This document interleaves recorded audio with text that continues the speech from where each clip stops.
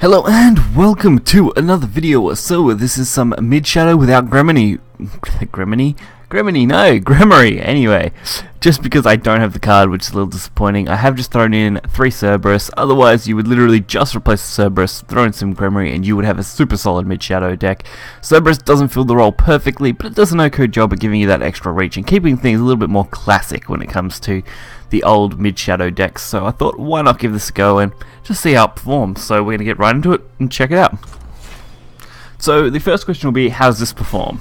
And honestly, not that great, mainly because matchups become a lot more difficult when you're not running Gremory versus Gremory. So any Shadow matchup that I had, typically I lost due just to that fact alone, that we really were limited on what we could do for the most part, because they could easily throw a Gremory board down and we would have to deal with it.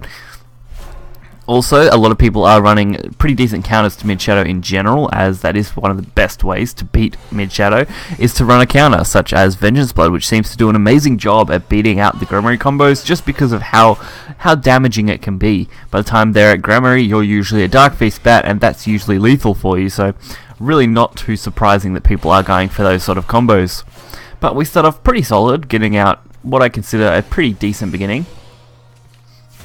Of course, they are going for the early Summit Temple plays, which don't leave me too many big options. But a little bit of face damage, a comfortable Demon Eater and a Lurching Corpse, and we should be pretty right. I was going to go on the Lurching Corpse with Demon Eater, but just changed my mind last minute just to go for those extra skeletons and the fact that I get a decent body out of the 1-2. On the opposite side though, unfortunately, they are going for a mass banish, which means we may as well use this Demon Eater now. And then it's just a matter of, do I want to go face, or do I just want to not go face? Also, Lady of Grey probably wasn't the best card to play, considering we're about to be banished.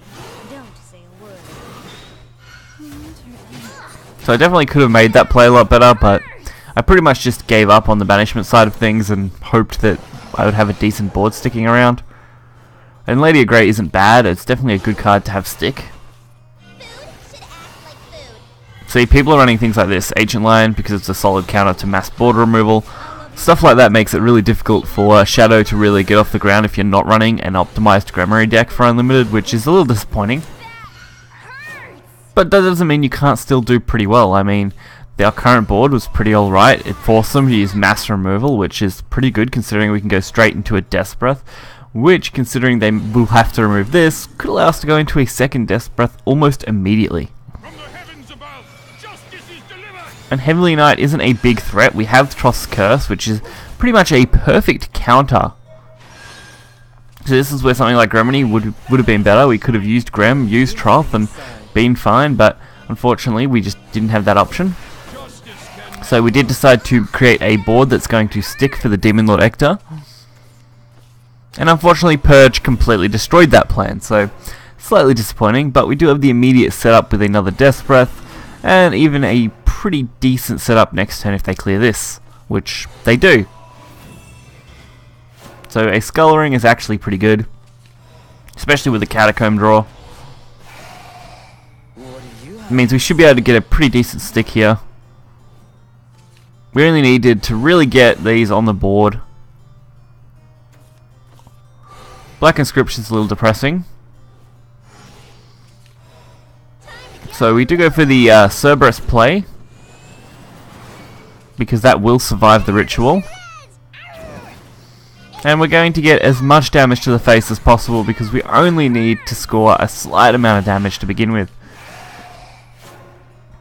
And Deathly Tyrant will be lethal, regardless of any kind of major play they make outside of them playing, of course, the nightmare that would be Heavenly Knight. Luckily, Heavenly Eye, I guess, is what we see, so we're actually pretty fine.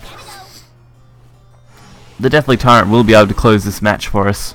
Also, Cerberus draw off the top there would have finished them as well pretty easily, so not bad at all. And the next matchup is against Sword. Sword isn't a shocking thing to see. I mean, they have a lot of Storm followers, so it's definitely not too surprising.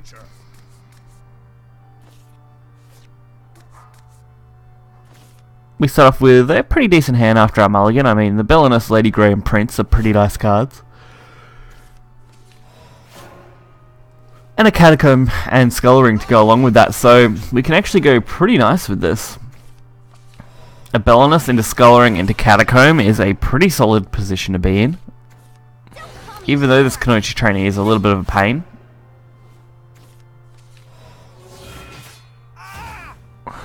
But being able to curve out is pretty optimal. We just gotta hope they don't have full-on removal for this. Which it looks like they do, so it's a little disappointing. Our catacomb now has nowhere near the same amount of effectiveness. But we're still going to go with it anyway because we don't really have that many options. With double Cerberus being okay, we just didn't have that many big options to be able to play out. So we do have our Lady of Grey though, which is going to give us a pretty decent board buff here.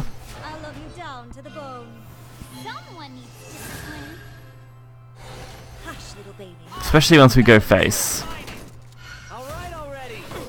I wish we had had another card to play out, but this was pretty good and did give us the win, which made this a very quick video, honestly.